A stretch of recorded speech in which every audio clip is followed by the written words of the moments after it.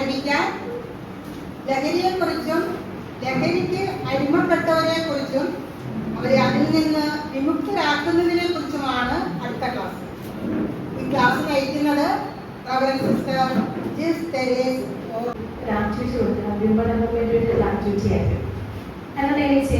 കുട്ടികൾക്ക് വേണ്ടിയിട്ടുള്ള ഒരു ആന്റിബയോട്ടിക് വിജിലൻസ് സെന്റ് തുടങ്ങുന്നതാണ് കുട്ടികൾക്ക് വേണ്ടിയിട്ടുണ്ടാക്കുന്നത്. അതൊരു ടാർജറ്റിലുള്ള ആക്ടിവിറ്റീസ് ആണ് പ്രോജക്ട്സിനകത്ത് ചെയ്യുന്നത്. ഇതെങ്ങനെ വന്നു എന്നുള്ളൊരു സംശയം. ആ പ്രോജക്റ്റിന്റെ ആക്ടിവിറ്റി അനുസരിച്ച് ഞാൻ പിന്നീട് പോകുന്നത് ജോലിയിലാണ്. പക്ഷെ നാട്ടിൽ ചെന്ന് പാടൊരു പ്രശ്നം. ഞാൻ പിന്നീട് നാട്ടിൽ തന്നെ എച്ചിനെ വിളിച്ചു. എനിക്ക് കുട്ടിയെ കാണാൻ പറ്റുമെന്ന് ചോദിച്ചു. അതിന്റെ വന്നപ്പോഴാണ് ശരിക്കും ഇങ്ങനെ ഒരു ലഹരി ഉപയോഗിച്ചൊരു വ്യക്തി യഥാർത്ഥത്തിലുള്ള രൂപം എന്താണെന്ന് ഞാൻ മനസ്സിലാക്കി. മുഖത്തേക്ക് നോക്കണില്ല, അതിന് വിരുദ്ധമായിട്ടുള്ള രൂപം, പ്രത്യേക രീതിയിലുള്ള സംസാരം, പുള്ളിക്കാരൻ എല്ലാം അതിനോടൊരു നെഗറ്റീവ് ആറ്റിറ്റ്യൂഡാണ്.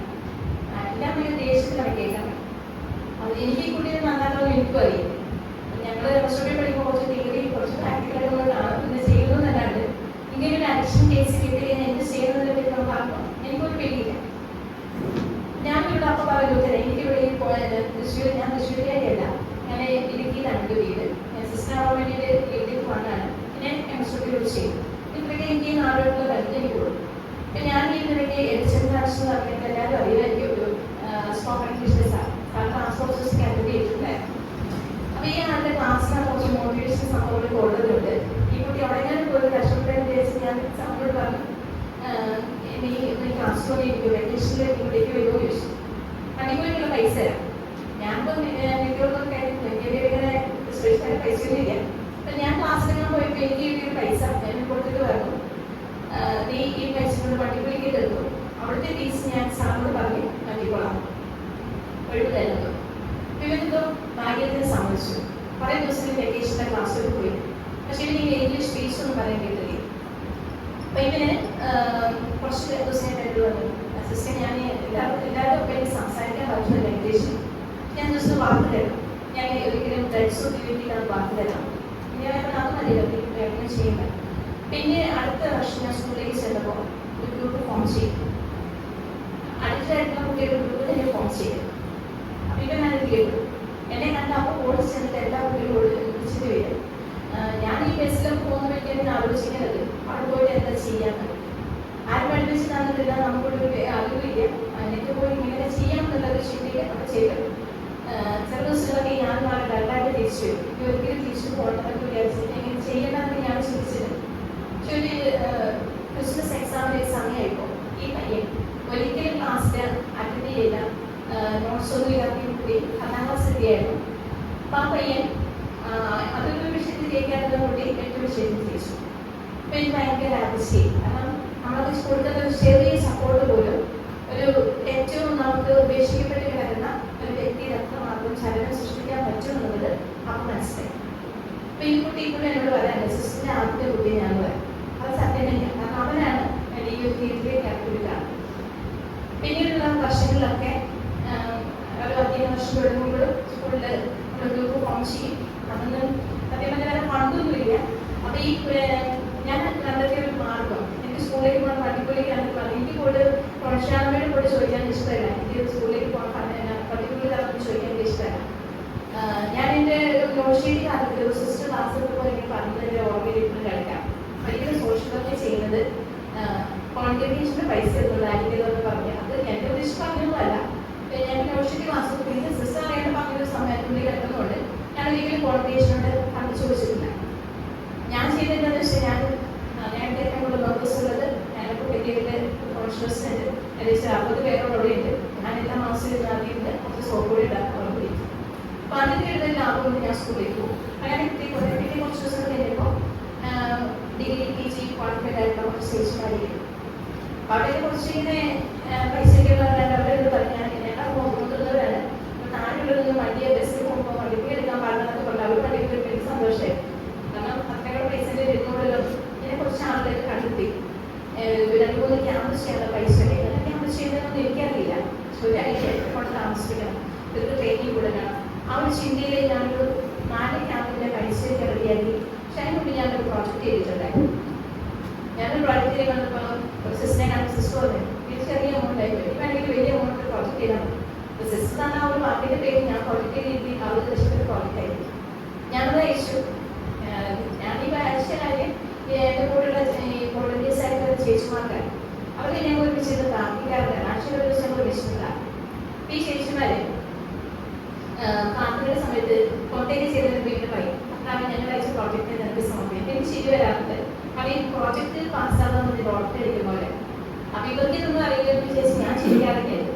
പക്ഷേ ഈ പ്രോജക്റ്റ് പാസ്സായി. ഞാനിപ്പോൾ ഇതിനകത്താണ് പ്രാർത്ഥിക്കാറുണ്ട്. കൂടുതൽ താമസിക്കാനുള്ള പട്ടിക വേണം, ഇവർക്കുള്ള ഓഫീസ് സൗകര്യങ്ങൾ വേണം, ലാപ്ടോപ്പ്, സ്ക്രീൻ, പ്രൊജക്ട്, എല്ലാ ലിസ്റ്റും ഞാൻ പറഞ്ഞുകൊണ്ടിരിക്കുകയായിരുന്നു. ഈ പ്രോജക്റ്റ് ഞാൻ ഇതെല്ലാം എഴുതിയിട്ടുണ്ടായിരുന്നു. അപ്പോൾ ഈ 60 ലക്ഷത്തിൻ്റെ പ്രോജക്റ്റിൽ ഇതെല്ലാം പാസ്സായി.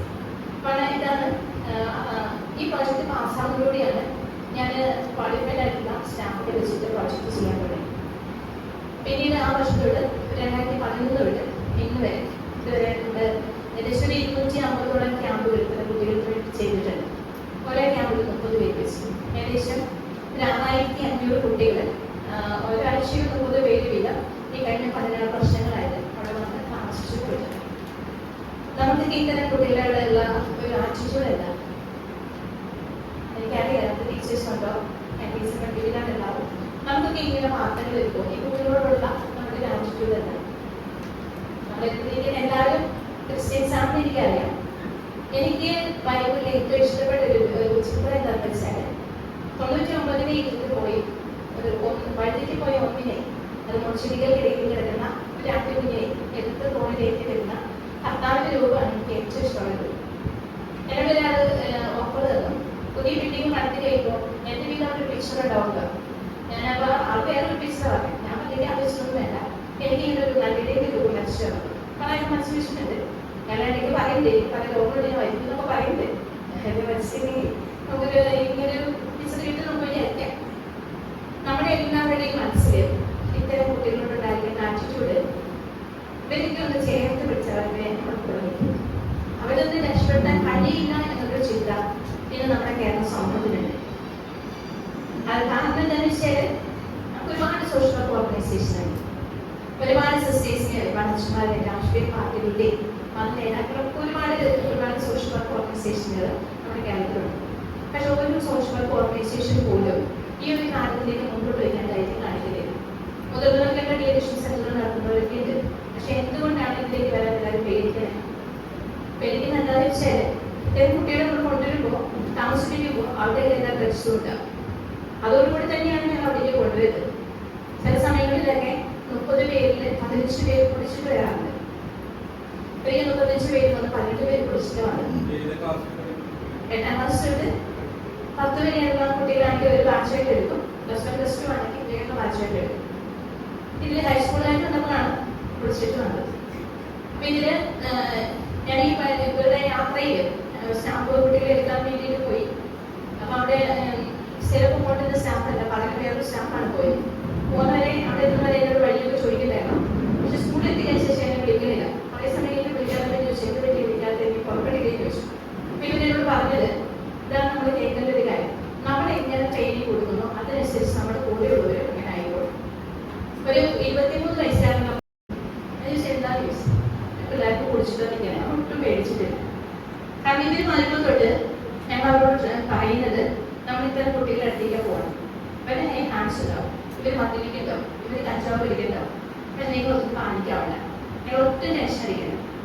ഈ ഞാൻ എപ്പോഴും സ്റ്റാഫോട് പറയാറുണ്ട്, നമ്മുടെ 3 ദിവസത്തെ ക്യാമ്പ് വരുമ്പോൾ കുട്ടികളെ ടോയ്ലറ്റിൽ കയറി സിഗരറ്റ് വലിക്കുന്നുണ്ടാവും. ഗവൺമെന്റ് അത് ഓർക്കണം. ഗവൺമെന്റിന്റെ മുകളിലത്തെ നിലയിൽ ഒരു ഹാളിലാണ് ഞങ്ങൾ ക്യാമ്പ് ചെയ്യുന്നത്. അത്തരം ക്യാമ്പില് ആദ്യം റെഗുലറായിട്ട് ടെൻഷൻ എടുത്ത് അവിടെ സിഗരറ്റ് വരും. സിഗരറ്റ് വെച്ചോടെ അത്ര കുട്ടികളാണ് നമ്മുടെ വീട്ടിൽ കൊണ്ടുവന്നിരിക്കുന്നത്. പക്ഷെ ഒരു സ്കൂളിലാണെങ്കിൽ നമ്മുടെ വീട്ടിലാണെങ്കിൽ ഇങ്ങനത്തെ അവസ്ഥ വന്നാൽ നമ്മൾ എന്ത് ചെയ്യും? നമ്മളാരും രക്ഷപ്പെടും. ഞാൻ ഈ കുട്ടികളെ കുറിച്ചിട്ട് വരുമ്പോൾ അവർ ചോദിച്ചിട്ടുണ്ട്, മക്കളെ സ്കൂളിലാണ് എന്തൊക്കെ സംഭവിച്ചതെന്ന് ചോദിച്ചു. അവർ ടീച്ചർ തന്നു വരും. വീട്ടിലേക്ക് ചെന്നാലോ ആദ്യം കൈയും കല്ല് പൊടിക്കുന്നത്. ഞാൻ ഒന്നും ചെയ്തില്ല. ഞാൻ എന്തുകൊണ്ട് ചെയ്യുന്നില്ല എന്നത് നിങ്ങൾക്ക് ലാസ്റ്റ് മനസ്സിലാവുന്നു. അവസാനത്തെ 3ാമത്തെ ദിവസം ആകുമ്പോഴേക്ക് ഇവർക്ക് മനസ്സിലാവും. ഞാനിവിടെ കൈവിട്ട നിങ്ങൾ നശിച്ചു പോയിരിക്കായിരുന്നു. ഞാൻ നിങ്ങൾ തള്ളിക്കളയില്ല. എനിക്ക് വേണ്ടി സ്കൂളിലേക്ക് വിളിച്ചു വരാം. എനിക്ക് അവരുടെ പേരൻസിന്റെ നമ്പർ എന്തെയ്യുന്നുണ്ട്, പേരൻസിനെ വിളിച്ചു വരാം. ഞാൻ ആർക്കും വിളിച്ചു പറഞ്ഞിട്ടില്ല. അവിടെ ഏതൊക്കെ കുട്ടി ലഹരി ഉപയോഗിച്ചാലും എന്റെ കുട്ടി ഹാൻഡ്സും കൊണ്ട് വന്നേ, സിഗരറ്റും കൊണ്ട് വന്നേ, കഞ്ചാവും കൊണ്ട് വന്നത് ഞാൻ ഒരു കാര്യത്തിലേക്ക് 16 വർഷം എടുത്ത് ഞാൻ ചെയ്തിട്ട് ഇത് തന്നെ സ്റ്റാഫിനെ ട്രെയിനിങ് കൊടുത്തുകൊണ്ടിരിക്കുകയാണ്. ഒരാളുടെ ബാഗ് പോലും ചെക്ക് ചെയ്യണത്. കാരണം അവർക്ക് ദേഷ്യം വരുന്നതറിയാം. അവരായിരിക്കുന്ന അവസ്ഥയിൽ അവരെങ്ങനെ സ്വീകരിക്കണം എന്നുള്ളതിനെ പറ്റി നമുക്കൊരു ചേഞ്ച് വരണം. എന്റെ കുട്ടികളെല്ലാം വൈദ്യുതി പോയി നമുക്ക് അവരെ ഗൈഡ് ചെയ്യാനുള്ള കപ്പാസിറ്റി നഷ്ടപ്പെട്ടു. ഞാൻ എപ്പോഴും പേരൻസിനോട് ക്ലാസ്സിലൊക്കെ പറയാറുണ്ട്, ഇന്ന് കുട്ടികളെ വളർത്താൻ എളുപ്പമാണ്. എല്ലാ പേരൻസും ഒരുപോലെ പറയുന്ന കാര്യമാണ്, എളുപ്പമല്ല. ഞാൻ തന്നെ പഠിച്ചുപോയി. നമുക്ക് അതിനുള്ള കപ്പാസിറ്റി വേണ്ടേ? എനിക്കതിനുള്ള ധൈര്യം, കോൺഫിഡൻസ്. ഈ 2-3 മക്കളെ വളർത്താൻ കോൺഫിഡൻസ് അച്ഛനമ്മയ്ക്ക് നഷ്ടപ്പെട്ടു പോയി. പക്ഷെ 30 ഫാമിലിയിൽ 30 കുട്ടികൾ വന്നാൽ അവർ 3 ദിവസം ഒരു പ്രശ്നം കൂടാതെ നോക്കുന്നുള്ള ഒരു കോൺഫിഡൻസ് എൻ്റെ ഉള്ളിൽ കൊണ്ട് തോന്നുന്നത് കൊണ്ട് ഞാൻ ഇത് ചെയ്യുന്നത് ഞാൻ അവരോട് പറയാറുണ്ട്. അഹങ്കാരം പറഞ്ഞല്ല, പക്ഷെ അത് കൊണ്ടാണ് അവർ ചേഞ്ച് ചെയ്യാൻ പറ്റുന്നത്. ഒരു 8 വർഷം 9 വർഷം ഒരു സ്കൂളിൽ പഠിക്കുന്ന കുട്ടിക്ക് എങ്ങനെ ഡ്രഗ്സ് ഉപയോഗിക്കാൻ തോന്നും? എനിക്ക് ഭയങ്കര അത്ഭുതം. കാരണം നമ്മളെല്ലാവരും സ്കൂളിൽ പഠിച്ചു, നമ്മളൊരു ടീച്ചർമാരൊന്നും പഠിപ്പിച്ചിട്ടില്ല. എന്നെ കഥകൾ പറഞ്ഞു തന്നെ പഠിപ്പിച്ച അധ്യാപകരൊക്കെ എനിക്ക് നല്ല ഓർമ്മയുണ്ട്. പക്ഷെ ഇന്ന് കഥകൾ വായിക്കുന്ന ഒരു നല്ല ഒരു വാല്യൂ സിസ്റ്റം ബിൽഡൊക്കെ ചെയ്യുന്ന ടീച്ചർമാര് അവർക്ക് വംശനാശം സംഭവിച്ചു പോയെന്ന് നമ്മൾ സംശയിക്കാം. ഞാൻ ടീച്ചേഴ്സ് പോലും സംശയിക്കാം. എനിക്ക് ഭയങ്കര സങ്കടമുള്ള ഒരു കാര്യം, ഒരു കലകയിൽ നിന്ന് 32 പിള്ളേരെ ഇന്റൻസീവ് കാറ്റഗറിസത്തിന്റെ ഭാഗമായിട്ട് ചെയ്തു പോകുന്നു. അച്ഛനും ഞങ്ങളൊക്കെ നമ്മൾ നല്ലൊരു ഇന്റിമസി ഉള്ളതുകൊണ്ടാണ് അച്ഛനോട് ചോദിച്ച കുട്ടികൾക്ക് ഞാൻ കൊടുക്കുന്നു ഇവിടെ തന്നു. പക്ഷെ ഇവര് വന്നു കഴിഞ്ഞപ്പോഴാണ് എന്റെ കൂടെ ഒരു മുസ്ലിം സ്റ്റാഫല്ലേ അവരെന്നോട് പറയാം, സിസ്റ്ററിനെ കണ്ടിട്ട് ഒരു ക്രിസ്ത്യൻ ലുക്ക് പോലും ഇല്ലല്ലോ. ഇത് 28 കുട്ടികളും ഹാൻഡ്സും കഞ്ചാവും സിഗരറ്റും ഉപയോഗിക്കുന്നത്. ഇത് പല ഇടവുകളിൽ ഇങ്ങനെ. ഞാൻ ഞങ്ങളുടെ സിസ്റ്റേഴ്സിന്റെ ഒരു ധ്യാനത്തിൽ പോയപ്പോൾ ഒരുപാട് സിസ്റ്റർമാരെന്ന് പറയാം കാറ്റഗറിസൻ ക്ലാസ്സിൽ നിന്നിട്ട് ക്ലാസ് എടുക്കാൻ പറ്റുകയില്ല. പക്ഷെ എന്തൊക്കെ അവർ കളിയാക്കി ചിരിക്കുകയാണ്, അവർ ക്ലാസ്സിൽ ഇറങ്ങി പോവാണ്. ഇവർക്ക് ട്രെയിനിങ് കൊടുക്കാനുള്ള കപ്പാസിറ്റി നമുക്ക് നഷ്ടപ്പെട്ടതാണ് നമ്മുടെ പരാജയം. ആ പരാജയം നമ്മൾ ആദ്യ സമയം കുട്ടികൾ ഒട്ടും തെറ്റുപറ്റിയിട്ടില്ല. കുട്ടികൾ കൊണ്ട് തെറ്റുപറ്റി ഞാൻ പറഞ്ഞത് നമുക്കൊരു ബോർഡ് ഉണ്ടെങ്കിൽ ആ ബോർഡിൽ എന്ത് എഴുതുന്നു അതാണ് ആ ബോർഡിലുള്ളത് അല്ലേ? ബോർഡിൽ സ്വന്തമായിട്ട് എഴുതാൻ പറ്റും. നമ്മളൊക്കെ എഴുതി കൊടുത്തത് ഈ കുട്ടികളെ മനസ്സിലുള്ളൂ അല്ലേ? പക്ഷേ നമ്മളിതെല്ലാം ഈ കുട്ടികളാണ്, പുതിയ തലമുറയാണ്. കുട്ടികൾ പറഞ്ഞ് നമ്മൾ സംസാരിക്കുമ്പോൾ ഇവര് വഴിതെറ്റിച്ചു വിട്ടതാണ്. എനിക്ക് ആദ്യമേ ക്യാമ്പിൽ വരുമ്പോൾ ക്യാമ്പ് സമയത്തൊക്കെ ഇവരുടെ കൈ മൊബൈൽ ഉള്ളതുകൊണ്ട് എനിക്ക് അതിശയം. ഞാനൊരു സ്വന്തമായിട്ട് മൊബൈലിട്ട് കൈകൊത്ത് അവർ കൈകൊപ്പം കുറച്ച് പേര് ആരും മനുഷ്യൻ അമ്മ ആരും അച്ഛൻ അങ്കിള് ഞാൻ ഒരു വീട്ടിൽ പോയി പറയണം. ഇതിന്റെ പേര് എനിക്ക് പറഞ്ഞു, പക്ഷെ അത് പ്രശ്നകാലത്ത് തരാം. കാരണം നമ്മുടെ കൊച്ചുങ്ങൾക്ക് നിങ്ങളുടെ വീട്ടിലുണ്ടാകുന്ന കുട്ടികൾ, ഈ കുട്ടികൾക്ക് ഒരു മൊബൈൽ ഉപയോഗിക്കുന്നത് എങ്ങനെയാണെന്ന് പോലും ട്രെയിനിങ് കൊടുക്കാൻ നമ്മളെ പറ്റിയിട്ടില്ല. അപ്പൊ ഇതിലൊക്കെയാണ് നമുക്ക് ഇനിയും നമ്മൾ കണക്ട് ചെയ്യുന്നത്. ഈ നാളിങ്ങനെ പോയി എന്ത് ചെയ്യുമെന്ന് നമ്മൾ ആലോചിച്ച് നോക്കും. കേരളത്തിലെ എല്ലാ സ്കൂളുകളിലും ഒരു 10-15% കുട്ടികൾ ലഹരി ഉപയോഗിക്കുന്നതായി മാറി. ഈ ഒരു പ്രശ്നം പറഞ്ഞിട്ട് കഴിഞ്ഞ ദിവസം കേസ് പിടിച്ച് ഞാൻ നമ്മുടെ സെക്രട്ടേറിയറ്റിൽ പോയിട്ടുണ്ടായി 5 മന്ത്രിമാരെ കാണാൻ. എനിക്ക് വേഗം വന്ന് ഹാപ്പി ചെയ്തുകൊണ്ട് ഞാൻ പോയത്. ഓരോ മന്ത്രിമാർക്കുള്ള കൈകൾ ഓരോ മുകളിൽ കൊടുത്തു. എല്ലാവരും ചോദിച്ച ചോദ്യം 4-5 വർഷം മുമ്പാണ് നമ്മുടെ കുട്ടികളോട് എങ്ങനെ ഉപയോഗിക്കുന്നത്. ആർക്കും വലിയ വിശ്വാസമൊന്നും ഉണ്ടായില്ല. പക്ഷെ കോവിഡ് കഴിഞ്ഞ് സ്കൂൾ തുറന്നപ്പോൾ എന്താ സംഭവിച്ചത്? കേരളം മുഴുവൻ സംബന്ധിച്ചു കേരളത്തിലെ കുട്ടികൾ ലഹരി മാഫിയയുടെ പേരിലാണ്. പക്ഷെ നമുക്കൊരു കാര്യം ചോദിക്കും, ഞാൻ 2008 കാണുമ്പോൾ നമ്മുടെ സ്കൂളുകളിൽ ലഹരി ഉപയോഗിക്കുന്ന ബോയ്സ് മാത്രമേ. ശേഷം 5-6 വർഷം കഴിഞ്ഞപ്പോൾ ഒരു സ്കൂളിൽ 2 പെൺകുട്ടികൾ ഹാൻഡ്സ് ഉപയോഗിക്കാനായിട്ട്, വേറെ സ്കൂളിൽ പെൺകുട്ടികൾ സിഗരറ്റ് ഉപയോഗിക്കാനായിട്ട് അത് 2-3 കുട്ടികളുള്ളൂ. പക്ഷെ കോവിഡ് കഴിഞ്ഞപ്പോൾ നവംബറിൽ സ്കൂൾ തുറന്നു, ഡിസംബറിൽ നമ്മൾ കേട്ട വാർത്തയില്ല. കേരളത്തിലെ എല്ലാ സ്കൂളുകളിലും തന്നെ പെൺകുട്ടികൾ ലഹരി ഉപയോഗിക്കും. നിങ്ങളൊരു കാര്യമില്ല, എന്റെ വീട്ടിൽ ഇരിക്കില്ല. ഞാൻ പഠിച്ച സ്കൂളിൽ പഠിക്കുന്ന ഒരു പെൺകുട്ടിക്ക് ഇവിടുത്തെ ഒരു സ്കൂളിലെ പെൺകുട്ടിനെ അറിയുമോ? പിന്നെ നിങ്ങളെല്ലാം ഇങ്ങനെ പോലെ ഒരേ സമയത്ത് ലഹരി ഉപയോഗിച്ച് അത്രയും ലഹരി മക്കളെ കണ്ണില്ല. ഈ ഒരു കണ്ണിങ് നമുക്ക് നഷ്ടപ്പെട്ടു. നമ്മുടെ ടീച്ചേഴ്സ് നഷ്ടപ്പെട്ടു പോയി, നമ്മുടെ സംഘടനകൾക്ക് നഷ്ടപ്പെട്ടു പോയി, മൊത്തത്തിലൊക്കെ നഷ്ടപ്പെട്ടു. നമ്മുടെ കയ്യിലെ പള്ളിയിൽ കിടക്കോടെ കുട്ടികളങ്ങ് പോയി സ്വർണ്ണം പോയി. ഇപ്പൊ നമ്മള് എനിക്ക് കുറേ കാര്യങ്ങളിൽ ഞാൻ എതിർപ്പുള്ള ആളെന്നും കൂടിയാണെന്ന് ഞാൻ പറയാം. നമ്മൾ ചില ചില കാര്യങ്ങളൊക്കെ വിശ്വാസത്തിൽ വളർന്നേക്കാളും തെറ്റായ കാര്യങ്ങളൊക്കെ നമ്മൾ ശീലിപ്പിക്കുന്നുണ്ട്. നമ്മളിപ്പോൾ എന്താ പറയാ, കാറ്റഗിസം അറ്റൻഡൻസ് ഉണ്ടെങ്കിൽ തോന്നി കൊടുക്കാം. അതിനെ കുറിച്ചിട്ട് മനസ്സിലെന്താ പറയാ, തോന്നും. പക്ഷെ ആ വിശ്വാസത്തിൽ വളരുന്നുണ്ട്. അവിടെ 30 കുട്ടികളുണ്ടാവും, മുസ്ലിം ഉണ്ടാവും, ഹിന്ദു ഉണ്ടാവും, ക്രിസ്ത്യാനി ഉണ്ടാവും. ഇവർ പോകുന്നതിന് മുമ്പ് ഇവർ ദൈവമായിട്ട് സംഭാഷണം നടത്തുന്ന എനിക്ക് ഭയങ്കര ആഗ്രഹം. ഇവർ ദൈവമായിട്ട് സംസാരിക്കാൻ പഠിക്കണം. അപ്പൊ ഞങ്ങൾ വൈകുന്നേരം ഒരുമിച്ചിരിക്കും, മക്കളെ കണ്ണടച്ചോ, ദൈവത്തെ ഒരു ഫ്രണ്ടാണ് കാണുന്നല്ലോ, ഞങ്ങൾ സംസാരിച്ചു നോക്കി. ഇന്നത്തെ വിശേഷങ്ങളൊക്കെ ദൈവത്തോട് പറയും. അവർ കണ്ണടച്ചിരിക്കുന്നത് നമുക്ക് അത്ഭുതമാവും. നമ്മുടെ ക്രിസ്ത്യൻ കുട്ടികൾ പോലെ തന്നെ ഇരിക്കില്ല. അത്രയും നല്ല രീതിയിൽ ഒരു 15-20 മിനിറ്റ് കൊടുക്കുകയും ഒരുപാട് സ്വസ്ഥ. നമ്മൾ പറയുമ്പോൾ കുട്ടികൾ സൈലന്റ് ആയിട്ട് ദൈവമായിട്ട് സംസാരിച്ചോണ്ടിരിക്കും. ചോദിക്കാറുണ്ട്, സംസാരിച്ചു ദൈവം പറഞ്ഞു. ആ ദൈവം എനിക്ക് മനസ്സിൽ തോന്നിയിരിക്കുന്നു. 3 ദിവസം കഴിഞ്ഞ് വെള്ളിയാഴ്ച വൈകുന്നേരം വന്നു, ചൊവ്വ, ശനി, ഞായർ, തിങ്കളാഴ്ച അവിടെ സ്കൂളിൽ വിടാൻ നേരത്ത് ഈ പിള്ളേർ പറഞ്ഞിട്ടോട് പവിത്രമാണ്, ദൈവം കൊണ്ടൊന്ന് മനസ്സിലായി വരണം. അത് ഹിന്ദുവും പറയുന്നത്, മുസ്ലിമും പറയുന്നത്, ക്രിസ്ത്യാനിയും പറയും. ഇതല്ലേ നമ്മൾ അവർ വളർത്തേണ്ടത്. നമ്മൾ ശരിക്കും നമുക്ക് കുഞ്ഞു 3 മക്കളുണ്ടെങ്കിൽ, നമ്മൾ കാറ്റഗിസം പഠിപ്പിക്കുന്നെങ്കിൽ, ആ കുടുംബ നമുക്ക് സംഘടനകളുണ്ടെങ്കിൽ ആ കുട്ടികളൊക്കെ നമ്മൾ വളർത്തേണ്ടതല്ല. നമ്മളിവിടുന്ന് പോകുന്നതിന് മുമ്പ് നമ്മുടെ കയ്യിൽ നിന്ന് ഈ കുട്ടികൾ ദേശത്തേക്കോ അല്ലെങ്കിൽ വിവാഹം കഴിഞ്ഞൊക്കെ നമ്മുടെ കയ്യിൽ നിന്ന് വിട്ടു പോകും. ആ വിട്ടു പോകുന്നതിന് മുമ്പ് നമുക്ക് കൊടുക്കേണ്ട ബോധ്യം എന്താ, ആ ബോധ്യത്തിൽ നമുക്ക് അവരെ വളർത്താൻ പറ്റുന്നുണ്ട്. നമ്മൾ എങ്ങനെയൊക്കെ അവരെ വളർത്തുന്നത് അതൊക്കെ നമ്മൾ ശ്രമിച്ചോ. എന്നെ ഈ രീതിയിൽ വളർത്തിയത് ഫോം ചെയ്തെടുത്തത് എൻ്റെ അപ്പനും അമ്മയും ഞാൻ പറയും. എന്റെ സന്യാസ സമൂഹത്തിൽ ഒരുപാട് എന്റെ ഫോർമേഷനിൽ എനിക്ക് ഒരുപാട് കാര്യം തന്നിട്ടുണ്ടെങ്കിൽ ബേസിക് ആയിട്ട് എന്നെ ട്രെയിൻ ചെയ്തെടുത്തത് അപ്പനും അമ്മയും. ഒരു 12 മക്കളുള്ള ഫാമിലിയിൽ 11ാമത്തെ എൻ്റെ അമ്മ. ഞാൻ പലപ്പോഴും ചിന്തിച്ചു നോക്കിയിട്ടുണ്ട്, അമ്മേന്റെ വീട്ടിലുണ്ട് 8 സഹോദരങ്ങളുണ്ട്. പക്ഷെ എന്റെ അപ്പൻ, എന്റെ അമ്മ, ഇവരെന്റെ അപ്പന്റെ സഹോദരങ്ങളും അമ്മയുടെ സഹോദരങ്ങളും ഭയങ്കര ഡിഫറെന്റാണ്. ഇവരുടെ ഞങ്ങൾ കോച്ചിങ് ഒക്കെ നടത്തി ട്രെയിനിങ് കഴിഞ്ഞിട്ടാണോ ഞങ്ങളെ ജനിപ്പിച്ചത് ഞങ്ങൾ വളർത്തിയത് പലപ്പോഴും എനിക്ക് തോന്നിയിട്ടുണ്ട്. അത്രയും അടിസ്ഥാനപരമായിട്ടുള്ള കാര്യങ്ങളായിരുന്നു ട്രെയിൻ ചെയ്തത്. ഇവര് വെക്കേഷനായി കഴിഞ്ഞാൽ ഇവന്റുകൾ എല്ലാവരും വീട്ടിലേക്ക് പോകും. എൻ്റെ അപ്പന്റെ ഫാമിലിയില് അത് 11 കൊണ്ടത് ഞാൻ കണ്ടിട്ടില്ല.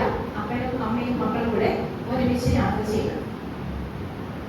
ഞാൻ എല്ലാവരും, ഞങ്ങൾ 63 മക്കളുണ്ട് അപ്പന്റെ കുടുംബത്തിൽ. ഞങ്ങൾക്ക് എല്ലാവരും അറിയാം. പക്ഷെ എൻ്റെ അപ്പന്റെ അനിയന്റെ മക്കളോട് ചോദിച്ചാൽ, മൂത്തയായിട്ട് മക്കളാരും ചോദിച്ചാൽ അവർക്ക് അറിയില്ലേ. പക്ഷെ ഈ രീതിയിൽ ഒരു സോഷ്യൽ റെസ്പോൺസിബിലിറ്റി, ഒരു സോഷ്യലൈസേഷൻ അതപ്പം പഠിപ്പിച്ചതാണ്. ഈ 2 ഫാമിലി എന്ത് പ്രോഗ്രാം ഉണ്ടെങ്കിൽ എൻ്റെ അപ്പനാണ് ഫുഡ് ഉണ്ടാക്കും, നന്നായിട്ട് ഫുഡ് ഉണ്ടാക്കും. അന്ന് കാറ്ററിംഗ് സർവീസ് ഒന്നുമില്ല. നാട്ടിലെന്ത് പ്രോഗ്രാം ഉണ്ടെങ്കിൽ അത്രയും വിളിക്കും. അപ്പൊ ഈ അപ്പനും എന്തെങ്കിലും ഒരുമിച്ച് ചേർന്ന് ഫുഡ് ഉണ്ടാക്കുന്നത് അതൊക്കെ ഞങ്ങൾ ഓർമ്മയിൽ നിൽക്കുന്ന ഒരു കാര്യം. 8ാം ക്ലാസ് 8ാം ക്ലാസ്സിൽ അപ്പ പറഞ്ഞു, എനിക്ക് നിങ്ങളെ വളർത്താനുള്ള മുഴുവൻ ഒരു അറിവും കഴിവുകൊണ്ട് ഞാൻ വിശ്വസിക്കുന്നില്ല. ഞാൻ നിങ്ങളെ എല്ലാ വർഷവും ഞാൻ അതിന് വേണ്ടി ഒരു വർഷത്തിൽ ഒരു ധ്യാനത്തിൽ കൂടുതൽ നിങ്ങൾക്ക് പോവാം. ഒരു വർഷം ഉണ്ടെങ്കിലും മസ്റ്റായിട്ട് കൊടുക്കണം. എനിക്ക് 10ാം ക്ലാസ് വിദ്യാഭ്യാസവും ഞാൻ വളർത്തൽ പല കുറവുകളും സംഭവിച്ചേക്കാം. ഒരു കുറവുണ്ടായിരുന്നില്ല, പക്ഷെ ഒരാൾ പറഞ്ഞിരുന്നതാണ്. എത്രമാത്രം ഞങ്ങൾ എല്ലാ കാര്യങ്ങളിലും ഒരു സിസ്റ്റമാറ്റിക് ആവണമെന്നുള്ളത് ആൾക്ക് മനസ്സിലുണ്ട്. അപ്പൊ മരിച്ചു, കോവിഡ് സമയത്ത് കോവിഡായിട്ട് തന്നെ മരിച്ചു. ഞാൻ 2ാം ക്ലാസ് പഠിക്കുന്ന സമയത്ത് അമ്മയുടെ ഒപ്പം പറയുക, കുട്ടി ഫുഡ് ഉണ്ടാക്കട്ടെ, എല്ലാ കാര്യങ്ങളും ഉണ്ടാക്കാൻ പറ്റുന്ന പഠിപ്പിക്കുകയാണ്. ഇന്ന് അമ്മയുടെയൊക്കെ 5 സെന്റ് സ്ഥലം, 10 സെന്റ് സ്ഥലം, 15